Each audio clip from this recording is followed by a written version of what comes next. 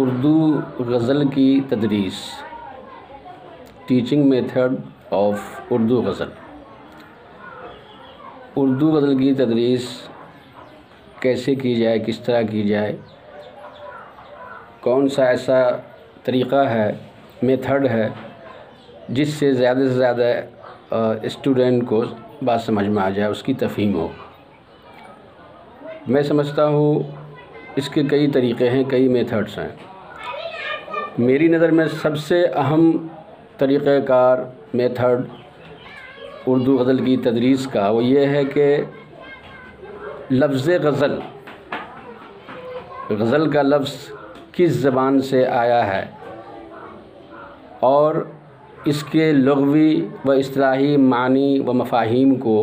سب سے پہلے بتایا جائے۔ اس کے بعد اردو غزل کا پس منظر، کیا عربی سے آیا ہے، یہ صنف اردو سے آئی ہے یا فارسی سے آئی ہے یا دیگر زبانوں سے یہ صنف اردو میں داخل ہوئی ہے، اس پس منظر کو بھی پیش نظر رکھا جائے۔ اس کے بعد اردو غزل، سب سے پہلے اردو غزل کے اشعار کو کس نے کہا یا کچھ تحقیق ہوئی ہے اس پہ اردو غزل کے حوالے سے کہ اردو غزل کے پہلے شاعر کون ہیں۔ اس کے بعد اردو شاعری کی باضابطہ ابتدا کس شاعر نے کی، کس عہد سے ہوئی، کیسے ہوئی، اس کو بھی بتایا جانا ضروری ہے۔ اس کے بعد اردو غزل کا پس منظر، اردو غزل کا سیاسی، سماجی، تاریخی، تہذیبی و ثقافتی پس منظر بھی اردو غزل کی تدریس میں بے حد کارآمد اور مفید ہوں گے۔ اس کے بعد پس منظر، یہ تاریخی، تہذیبی، سیاسی، سماجی اور ثقافتی پس منظر بیان کرنے کے بعد اردو غزل کا عہد بعد ارتقاء کیسے ہوا۔ اگر ہم مابعد جدید اردو غزل کلاس میں پڑھا رہے ہیں، اس کی تدریس کر رہے ہیں، تو ہمیں چاہیے کہ اس کا سرا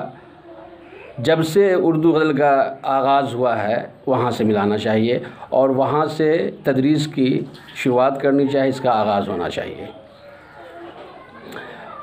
اردو غزل کے یا اردو شاعری کے دبستان بھی رہے ہیں، ان اہم دبستانوں کا ذکر ہو اور ہر عہد کی، اردو غزل کے ہر عہد کی خصوصیات ہوتی ہے اور ہر اردو غزل کے ہر عہد میں جو خصوصیات رہی ہیں، اس کا جو انفراد و امتیاز رہا ہے،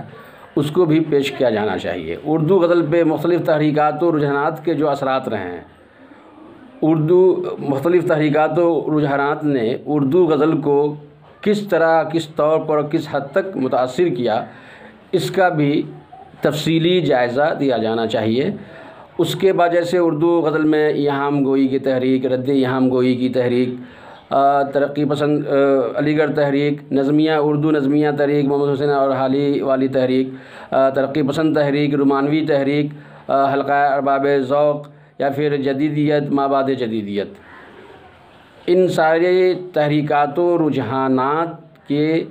اہم نکات کو اجاگر کیا جانا چاہیے اور اسٹوڈنٹ کو یہ بتانا چاہیے کہ ان تمام چیزوں کو تلاش کریں اور اس کا زیادہ سے زیادہ مطالعہ کریں۔ اس کے بعد آپ جس پہلو کو پڑھانا چاہ رہے ہیں، کہ آپ کلاسیکی غزل پڑھانا چاہ رہے ہیں یا عہد غالب کو پڑھانا چاہ رہے ہیں یا عہد میر کو یا لکھنوی غزل گو کو یا دبستان دہلی غزل گو شعراء کو پڑھانا چاہ رہے ہیں یا 1936 کے بعد کے شعراء کو، ترقی پسند تحریک سے متعلق شعراء کو پڑھانا چاہ رہے ہیں یا اس کی غزل کو پڑھانا چاہ رہے ہیں، ترقی پسند تحریک غزل کو پڑھانا چاہ رہے ہیں، اس کے بعد اس کی تدریس ہونی چاہیے۔